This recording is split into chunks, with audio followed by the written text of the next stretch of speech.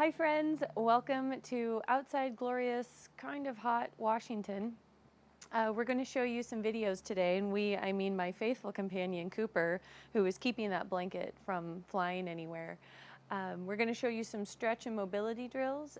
Always remember before you start any kind of physical activity to check with your doctor, your primary care provider, to make sure it's safe for you.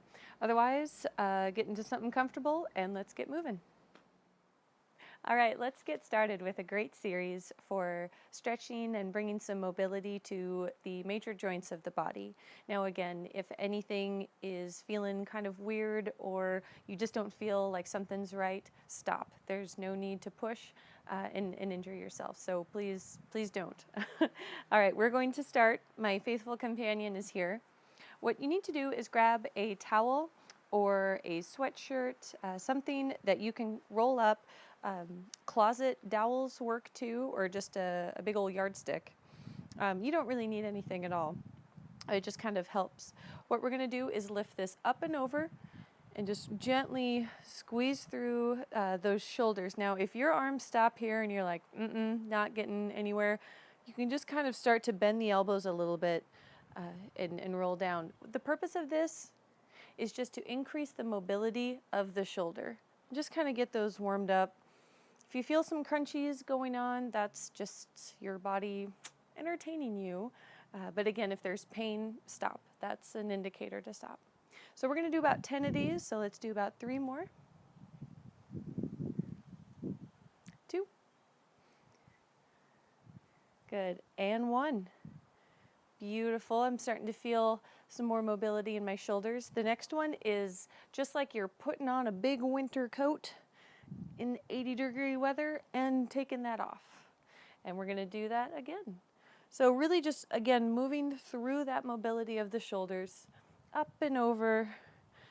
Feel free to bend your elbows as much as you need, but definitely use this to explore the range of motion, which means how wide and how big of a circle your arm can make in the shoulder joint. All right, that was shoulders. So let's go ahead and put the towel to the side. So I'm going to bring my right leg forward and my left leg back. Lots of different options here. If stability and balance is a concern for you, stay up here and have a sturdy bench or a chair or the back of a couch. Otherwise, come on down to the floor with me. Definitely make sure to pad your knee as much as you need. I've got 2 yoga mats here, but I can always curl a corner over or grab some pillows or blankets to make sure my knee is safe. So with my right knee forward and my left leg back, I'm going to lift that back leg if that's available for me and just go into this nice runner's lunge.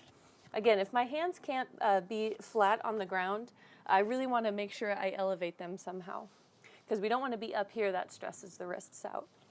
We don't need any more stress.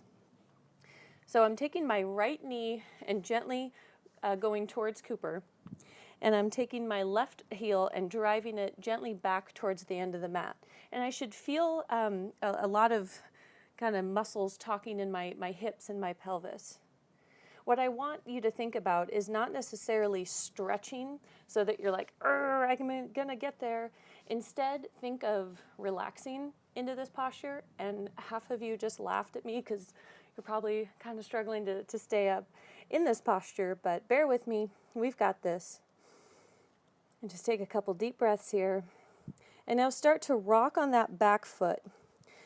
So I'm just kind of rolling through the ball joint all the way to my toes, and just really kind of feeling some movement in the piggies. Beautiful. And now I'm going to set that back knee down and take my right knee towards my right pinky toe. And to do this, I'm going to put my hands on the inside of my foot. What this is going to do is open up even more into that hip.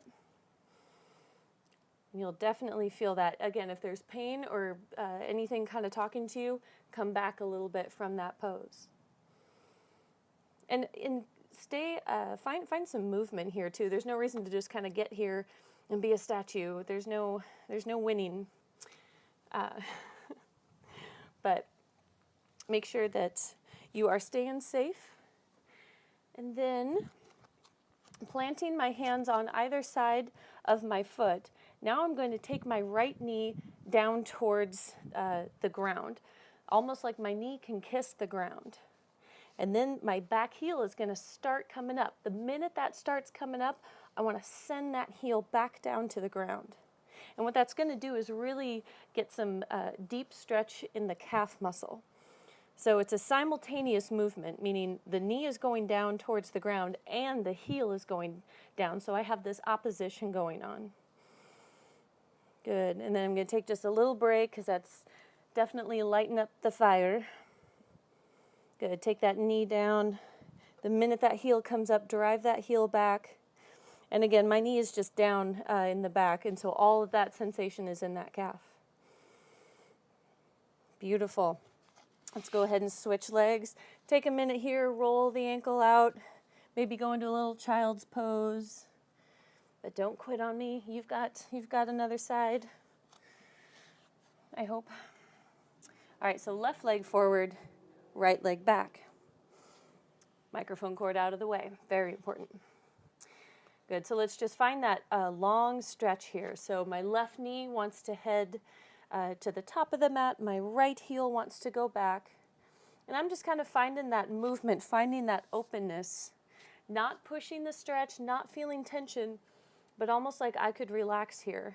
And again, if that's foreign and crazy words to you, then definitely prop yourself up and find that comfortable position. Beautiful. Now start to rock that back foot, rocking from the heel, rolling through those toes, almost like you are a ballerina, like Misty Copeland, who's the awesomest person in all the land. Rocking through, and just using this to kind of stretch out your calf a little bit too, that we just had going. Good, knee down. Now my left knee is going to go towards my pinky toe. So I'm going to bring my hands on the inside. Good, really kind of feeling some stretch here, and just find the areas that need your attention. So maybe you're back here and there's some just, spots that feel like you're doing some good. Or maybe you have no idea what you're doing, and that is just fine. That's why you're here. Beautiful.